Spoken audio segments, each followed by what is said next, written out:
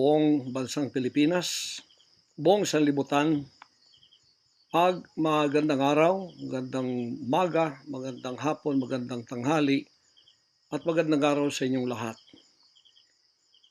Ang pangungusap ko pong ito ay napakahalaga para sa lahat ng mga kababayan nating Pilipino na makikinig at manonood sa akin, although hindi nakikita ang mukha ko. Ito po si Pastor Apollo Kibuloy, ang appointed Son of God ng Kingdom of Jesus Christ, the name above every name. Sana po press conference ang tatawagin ko ngayon. Pero dahil nanganganib ang buhay ko, ay hindi po muna ninyo makikita ang aking pagmumukha. Ang akin lang po munang boses ang inyong maririnig. Mahalaga po ito na sasabihin ko sa inyo. Mga kababayan, mula po noong 2018, ako ay linigalig na at ang aking kongregasyon na walang dahilan ginawan kami ng kaso doon sa bansang Amerika. Sumunod kami sa batas. Kung kami may sinabi lang violations na hindi pa napatotohanan, yan po ay nasa kanilang federal court na. Kumuha kami ng 20 lawyer upang pag-usapan ang lahat ng kanilang akusasyon, which is about 43 counts. Lahat po yan ay mayroong 20 lawyers na nakatutok at meron na po kaming depensa. Naghihintay po ang aking mga lawyer sa Amerika at sa Pilipinas na simulan ang trial. Mulang 2018, pinospon. Ginawang 2020, pinospon. Ginawang 2022, pinospon. 2021, ganun din. 2023, sana ipopospon. Pinospon pa rin. Ngayon, hindi na po papayag ang judge. November 5, 2024, talaga pong itutuloy na. Ngayon, ako naman nandito sapagkat indicted din ako. Sealed indictment pa nga ng 3 taon, hindi ko alam ako indicted ako. So anytime pupunta ako doon, pupusasan na ako, hindi ko alam. Pero salamat naman sa Panginoon Diyos sapagkat hindi na ako pumalik doon at hindi nangyari yon.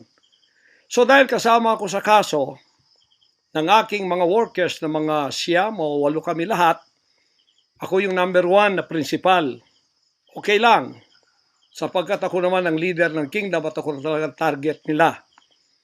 Sa anong paraan ginawa kami ng kasong hindi namin alam at mga kumuha sila ng witness.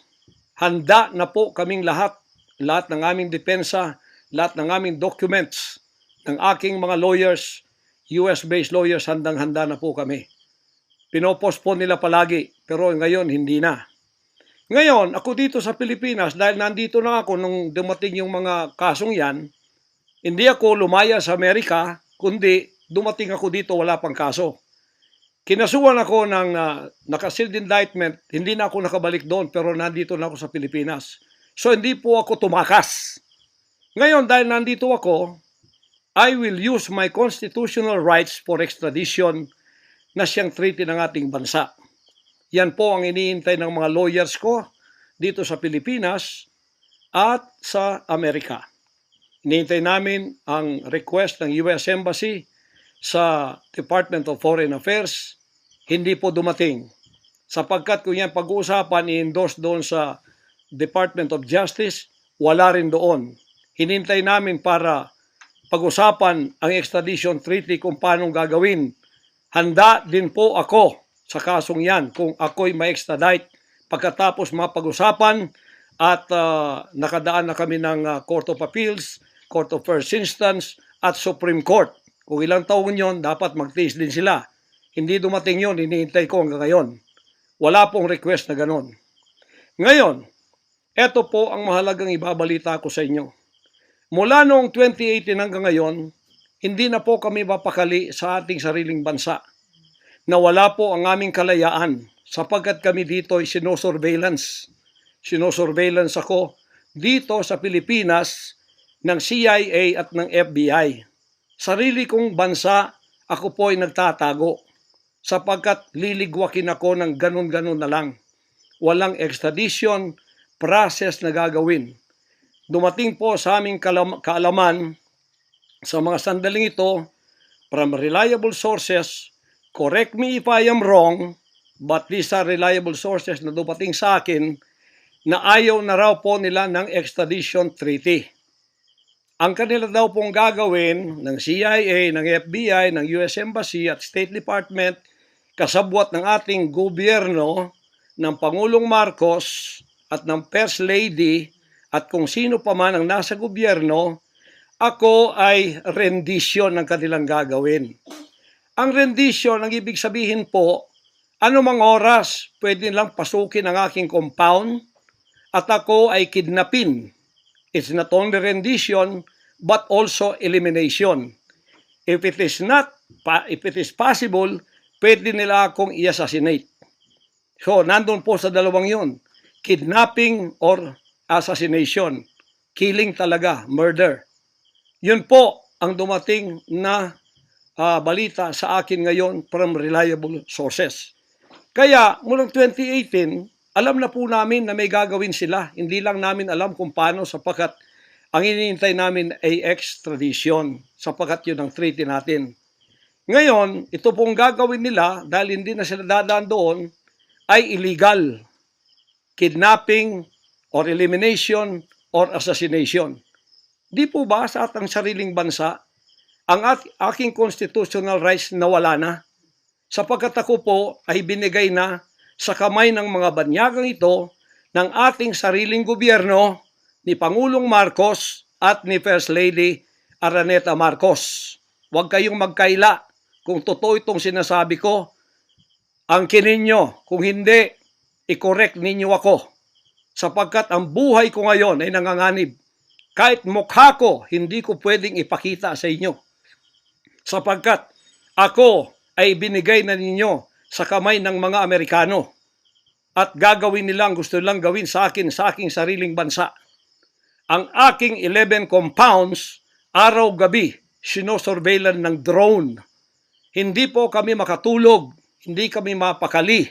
Baka yung ginawa nila sa amin noong 2020 doon sa Amerika na bigla kaming pinasok, pinaggigibang pintuan, pinaggigiba ang lahat ng aming pamamahay sa loob, linigwak lahat, ay gagawin nila dito sa aming bansang Pilipinas sa aking mga compound. Saan man po ako naroroon, nandoon sila nakasurveillance sa akin at naghihintay na lang ng tamang pagkakataon upang ako ay kidnapin o kaya patayin o kaya i-assassinate na ganun-ganun na lang para mawala ako dito sa mundong ito. Na kanilang bakit ako naging hadlang, hindi ko alam. Hindi lang po yun mga kababayan, kundi ang aking leaders lahat kasama na sa elimination. Ito pong aking Board of Administrators, senior leaders, lahat po sila ay pwede na rin nilang patayin lahat. At pagkatapos hindi namin alam kung anong plano nila sa buong properties namin sa Kingdom Nation. Bakit ganito sila kagalit at bakit ganito ang kanilang treatment sa akin na isang appointed son. Ang ministry ko po ay evangelizing the whole world with the Word of God.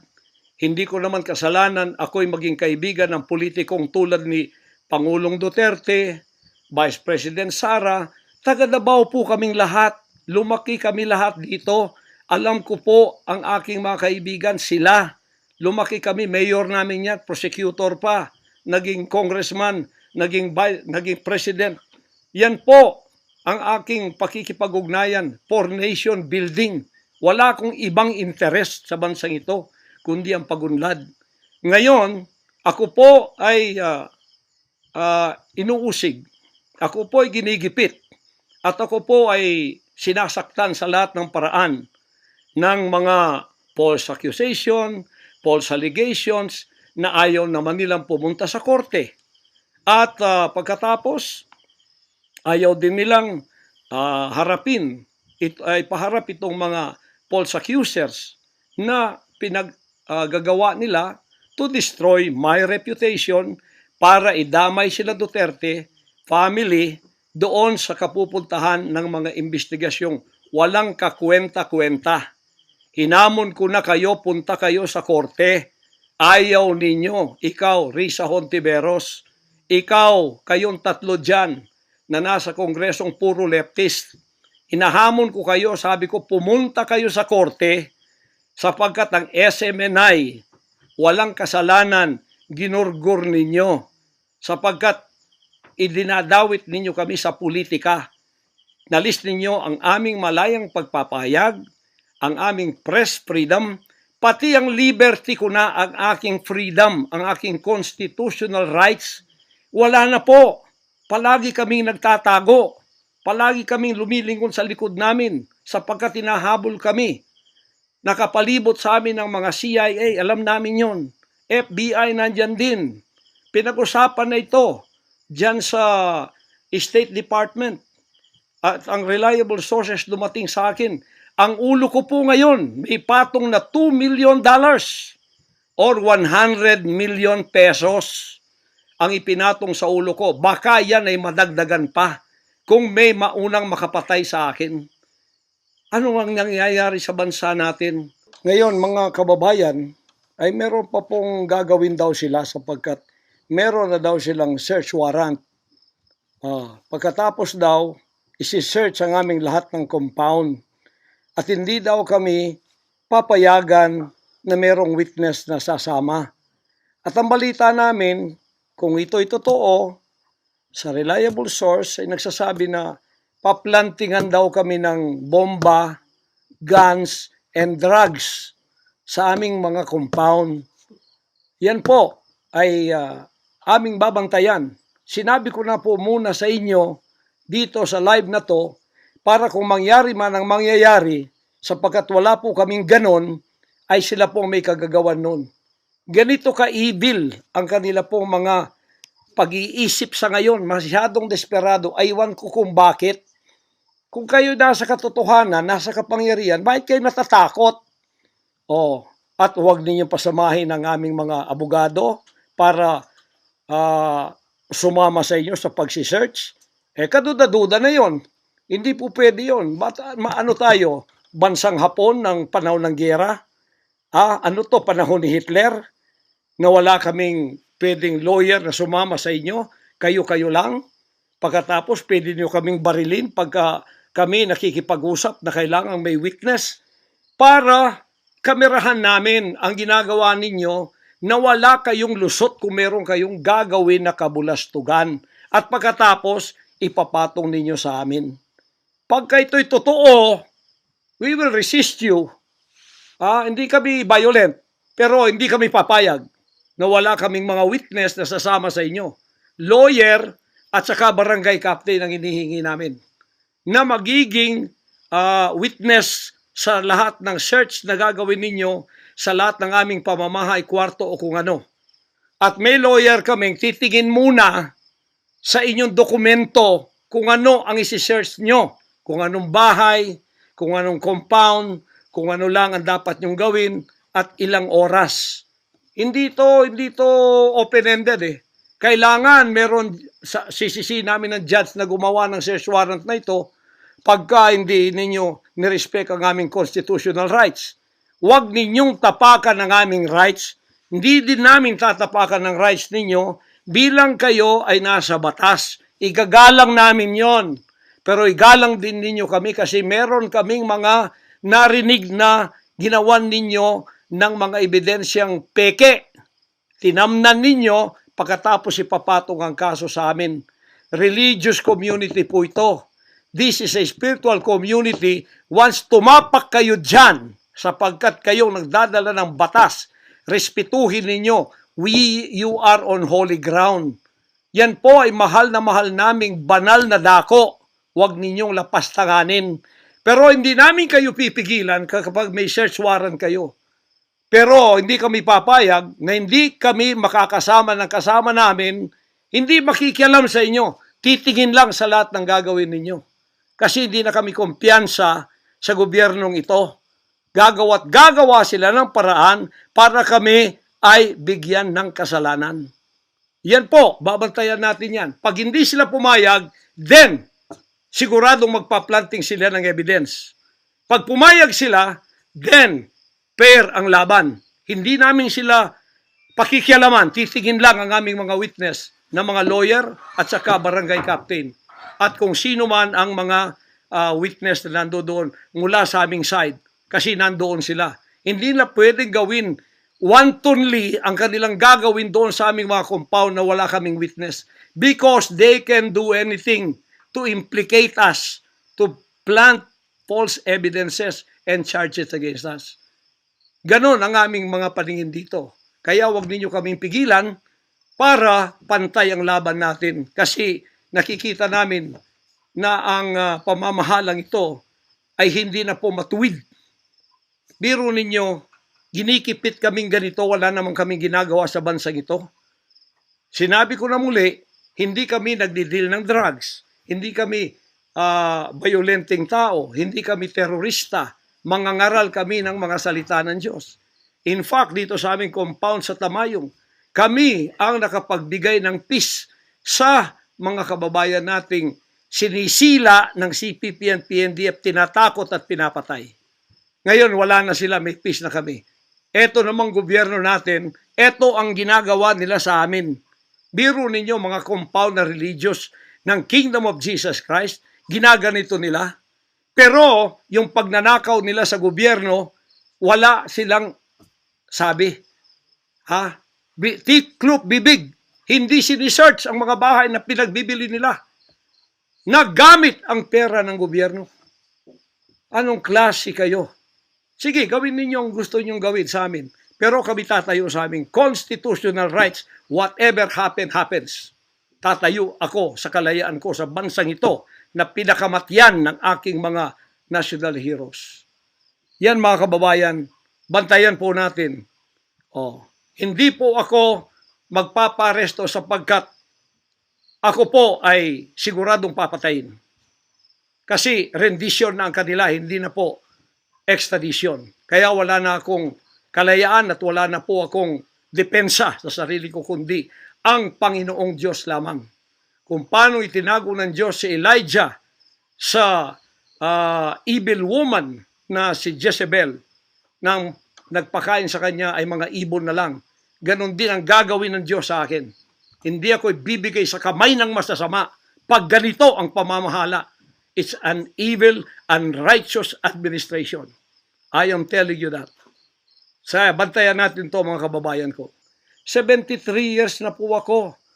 Magse-74 years na ako dito. Lahat ng administrasyon na daanan ko na. Lahat ng mga naging pangulo. Mula kay Diosdado Macapagal. Mula po sa malit pa ako kay Magsaysay. Kay Carlos P. Garcia. Kay Diosdado Macapagal. Kay Marcos Sr., kay Cory Aquino, pagkatapos kay Ramos, pagkatapos kay Gloria Macapagal, pagkatapos kay Erap, pagkatapos kay Ramos, pagkatapos si Aquino, Noynoy, pagkatapos ang ating Pangulong Duterte.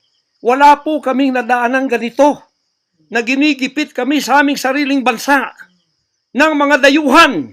Nakasabwat ang ating pamahalaan na aking sinuportahan pa naman noong nakaraang eleksyon.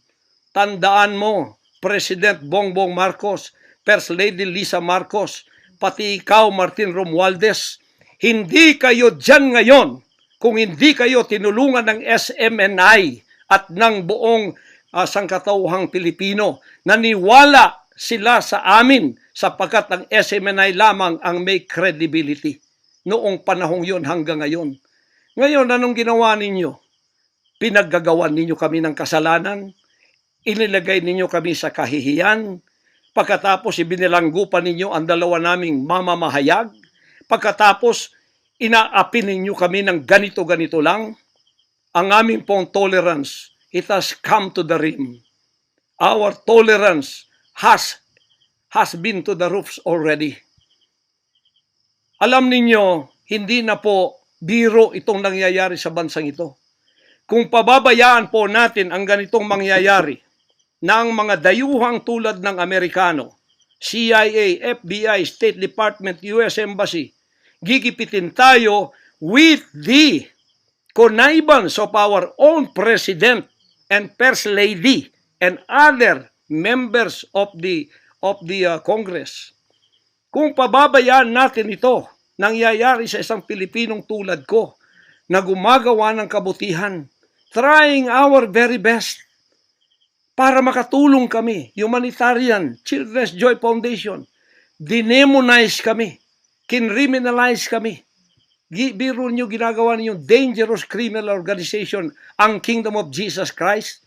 Buong sanlibutan, ang akin pong 38 years na munga ng mga 6 hanggang 7 milyong kaluluwa na niwala sa katwiran at nagbago ang buhay.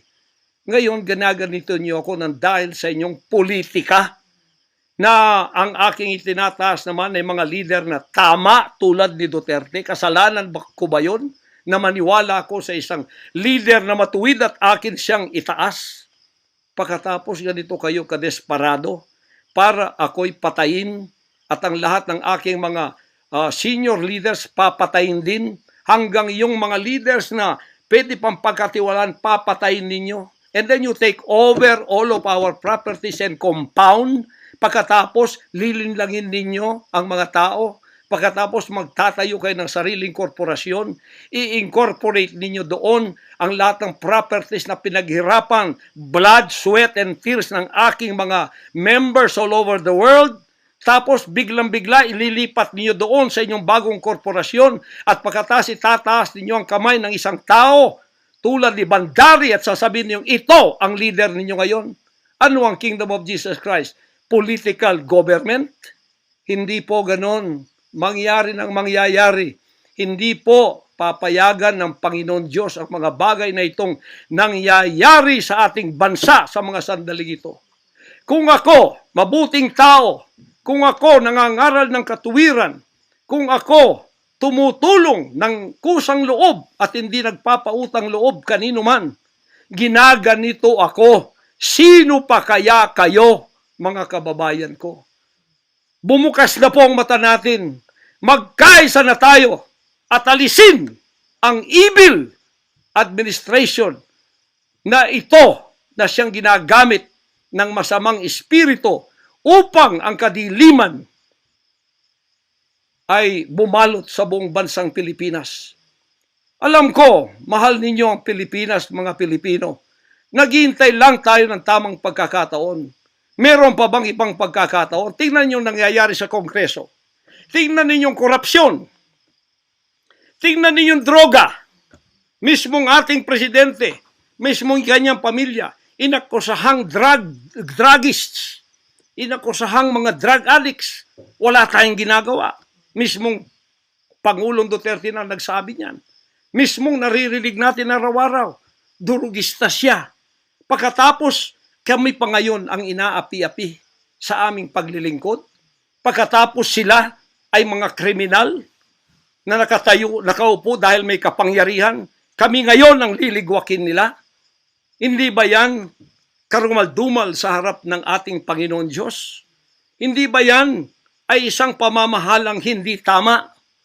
Si Nebukadnezar, pinakain ng damot, ginawa siyang hayop. Ang kanyang anak si Belshazzar, nakakita ng handwriting on the wall. Pagkatapos, inalis ang kaharian sa kanya at ibinigay kung sino ang magiging matuwid na haharap sa Panginoon Diyos. Anong tingin ninyo sa akin bilang pastor? Dinemonize.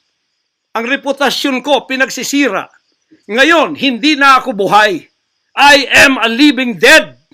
Kung walang Panginoon Diyos sa akin, pinatay na ako sapagkat lahat ng gadgets nasa sa kanila.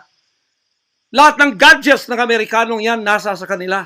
CIA, FBI, at sino pa ang kanilang mga galamay dito na pinagbibili na nila. Ako, hindi ako drug lord.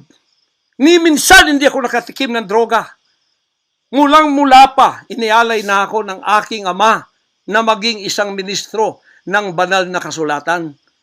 Hanggang ako'y lumaki, hanggang ako'y naging 74 years old, hindi ko po na-enjoy ang aking kabataan sapagkat hindi ako nagliwaliw. Ako po'y nangaral. 50 years na akong nangangaral. 38 years in the kingdom ministry. Ni isang sigarilyo hindi tumama sa bibig ko. Ni maliit na bisyo hindi ko pinasok. Ako po ay hindi nag-asawa. Ngayon, inaakusahan ako ng napakaraming babae. Ito po ang kasalanan ko. Pinayaman ako ng Panginoon Diyos, akala nila sa akin, single ako, kaya pinag-aagawan ako. Pagkatapos na ako ay maghihindi, mapapahiya, ibabaliktad nila sa akin. Yan ang tinatawag kong Potiphar's wife syndrome. Hindi po ako nagsasalita ng ganito kasi mapahiya ang mga babaeng yan. Nag-aagawan sila. Mahirap man sabihin. Pinag-aagawan nila ako. Dahil nananawagan sa mga magulang, mayaman na tayo pag nangyari ito. Sabi ko, hindi mangyayari yan kasi dedicated ako eh. Napahiya, ngayon binayaran at ngayon binabaligtad ang lahat ng istorya. Mahirap pong sabihin ko ito kasi masisira ka lang pagkababae. Napilitan lamang ako sapagkat ang buhay ko po'y nanganganib.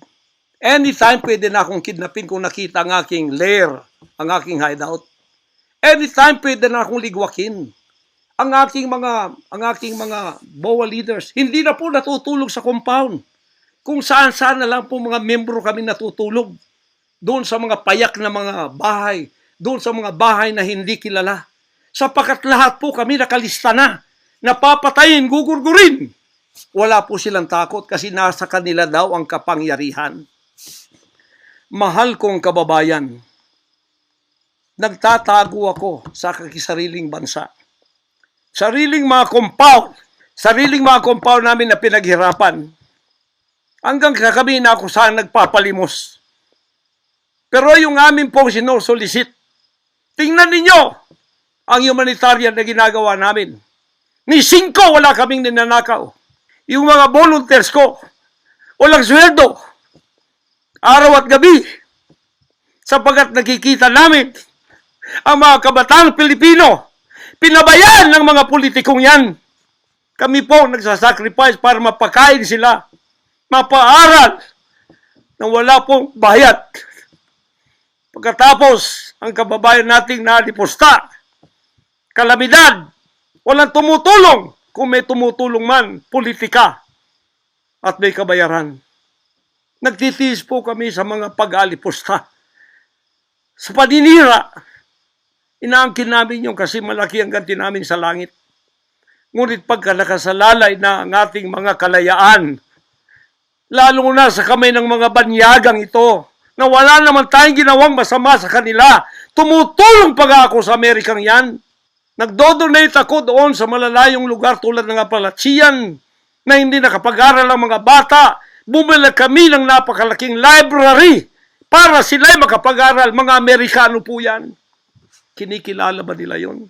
Kung nagseselo sila sapagkat ako'y umusbong sa bansang Amerika, problema na po nila yon. Kung ako'y binigyan ng ama ng isang sasakyang panghimpapawid para hindi ako ma-delay sa aking worldwide na gawain, kasalanan ko ba yun? Kung ako binigyan ng pampalipad na helicopter dito para mapuntahan ko lahat ng aking satellite sa buong Mindanao, Pilipinas, kasalanan ko ba yun? Kasalanan ko ba na ako'y magkaroon paaralan para makapag-aral ang mga bata na walang bayad? Kasalanan ko bang mayroong SMNI para hindi mabayaran? At pagkatapos itong salot na CPP-NPA na marami pinatay ng mga members ko, ministro, at iba pang mga inosenteng Pilipino for 54 years ay magsasalita ng katotohanan na hindi natatakot. Ngayon kami ang tinatakot ninyo, nililigwak ninyo. Anong klase kayo? Kung hindi kayo tatayo ngayon, mga kababayan ko, sapagkat ako'y living dead na, wala nang kwenta itong buhay ko, iaalay ko ito sa bansang Pilipinas. Ako ang mamumuno upang tayo ay magkaroon ng kalayaang muli. Unang-una sa akin, sa aking kababayan, sa Kingdom Nation, sa aking mga leaders na papatayin din, at sa lahat ng Pilipino nagmamahal ng kalayaan. Tatayo ako! At ako ang mamumuno sa bansa ito para sa katwiran at takot sa Diyos, para ibalik ang ating kalayaan at ang ating kaligtasan mula sa kamay ng mga banyaga na pinakamatyan ni Rizal, nila Bonifacio. Gayon ang panahon ng pagtayo. Ayaw ko pong gawin ito. Hindi ako politiko. Ang misyon ko ay isang pastor, isang alagad ng Diyos. Appointed son, magligtas ng kaluluwa. Ngunit hindi nyo kinilala yon. At ngayon, sinisikil ninyo ang aming kalayaan na ma-enjoy namin ang labor namin for 38 years. Blood, sweat, and tears. Ang gabi, ginagawa naming araw. Hindi kami nagmolestiya ng ibang tao. Lumago ang bansang Korean. Ngayon, you are envying and jealousy. Gusto niyo kaming i-put down. Mapipilitan akong pupunta at mamumuno sa bansang ito para sa katuwiran. Sasabihin ko sa inyo, pag ito'y kalooban ng Diyos, gagawin ko. Ngayon din, sapagkat ang buhay ko ay wala ng kwenta. Papatayin din naman nila ako. Ngayon, tatayo na ako para sa kalayaan nating lahat. Mahal kong mga kababayan, ito po ang mahalagang mensahe ko sa inyo sa mga sandaling ito. Hindi ko po uurungan ang sinumang gumagapi sa bansa ko at sa aking kalayaan na ako mismo nagtatago sa aking sariling bansa within 74 years. Hindi po nangyari ito ngayon lang. Pangulong Bongbong Marcos, akala ko matuwid ka na tao. Ikaw, First Lady, akala ko matuwid kang tao. Totoo ba yung ginagawa ninyo riyan na meron kayong mga sex orgies at meron kayong mga drug session na nagliligwak kayo ng drug, sumisingot kayo ng drug habang nagsesex orgies kayo? Totoo ba ito? Totoo bang kayo ay may mga session ng nagarkila kayo ng mga voodoo expert from Africa, pagkatapos mga witchcraft sa India, at ang inyong session Martes, at pagkatapos Biyernes dyan sa Malacanang upang inyong aswagin, i-witchcraft ako, Vice President Sara, at Pangulong Digong, at ang lahat ng tutol sa inyong paglilingkod.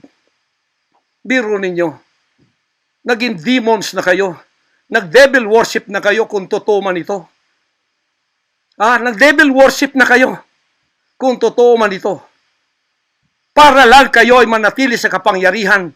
Para lang kayo ay humawak ng aming pera ang hindi ninyo pinaghirapan. Kami po ay nagbibigay ng taxes. Lahat ng aking kingdom materials from China, may taxes lahat yan. Milyon-milyon ang aming binabayad. Ngayon, ginagawa pa ninyo sa amin ito? Matuwid ba kayo? President Bongbong Marcos, Lisa Marcos, makinig kayo. Totoo ba na gumawa kayo ng aksyon kasama ng FBI na ako ay nyo nang ipaligwak at binigay sa kanilang kamay? Kaya't sila'y gumagawa ng ganito with impunity sa aking sariling bansa. Kung ganyan ang ginawa ninyo, I will not honor you. I will not respect you because you did not honor me and you did not respect me. You are no longer worthy to be our trusted leader. Mabuti pa, hanggang maaga pa, Bongbong Marcos, Lisa Marcos, Martin Romualdez, bumaba na kayo sa posisyon. Mag-resign na kayo sapagkat hindi hihinto ang tinig na ito habang naririyan pa kayo. Mga kababayan, tatayo ako sapagkat patay naman lang din ako. Tatayo ako hanggang buhay pa, hanggang may hininga pa ako para sa natitirang buhay ko ay magkaroon naman tayo ng boses at magkaroon ng kahit munting kalayaan na lang mula sa mga banyaga na kasabwat ang mga makapiling Pilipinong ito na itinayo natin sa kapangyarihan. Akala natin ay maasahan natin sila. Mga demonyo pala. Sorry to say that, but that is the truth.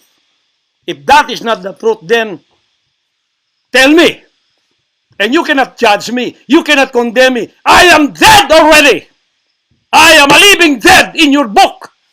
CIA, FBI, State Department, USA. Gawin ninyong gusto ninyo.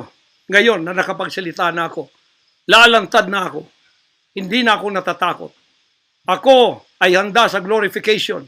Kung ang glorification ko ay mangyayari maging glorified body ako, hindi ko tatablan ng bala. O kaya, tatablan pa ako sapagkat hindi pa nangyari yon. Handa na akong humarap sa mga bala ninyo. Basta't ito ay nasabi ko na sa social media. Huwag ninyong ligwakin ito para sa bansang Pilipinas ito. Mahal ko po kayong lahat. Pagpalain natin ang ating bansang Pilipinas. Pagpalain tayo ng ating buting Diyos. Pagpalain at ipigay natin ang lahat ng kapangyarihan sa Kanya. At tandaan ninyo ito, hindi mananaig ang kadiliman sa bansang ito habang may boses na ganito. Sumunod po kayong lahat at tayo ay magkaisa ngayon para itaas ang bandila ng kalayaan ng ating bansang ibinigay ni Rizal ang kanyang dugo. Ibinigay ng ating mga heroes ang kanyang dugo. Ngayon, itong mga slaves na to ay hawak ang liig nila ng mga banyaga at tayo ay ipinagbili na sa kanila. Hindi ako papayag hanggang ako'y may buhay at hilinga. Total, patay naman din ako sa inyong libro. Okay na ako sa buhay ko. Masaya na ako. Meron na akong accomplishment. Handang-handa naman ako pumunta ng langit noon pa. 50 years ago, I was ready to go to heaven because I have been there thousands of times and I saw my mansion there. Nandito lang ako para sa aking bansang Pilipinas, para sa kaligtasan ng mga kaluluwa sa buong sanlibutan. Yun lang ang dahilan kung bakit ako naririto. Pero natatakot mamatay? Hindi po. Sapagkat ako'y nasa Kanya at siya'y nasa akin. Ano man ang mangyayari sa akin tulad ng aking amang si Jesus Christ, ipinako sa krus, ay handa po akong magalay na aking buhay sa isang worthy cause na sinasabi ko dito. Magandang gabi po, magandang araw sa inyong lahat. Hanggang dito lang, pagpalain tayo ng ating dakilang Ama. Sa Kanya lahat ang kapurihan at ang kapasalamatan at ang kaharian magpakailanman ay mananaig dito sa ating bansa at sa buong sanlibutan. To God, our Jesus Christ,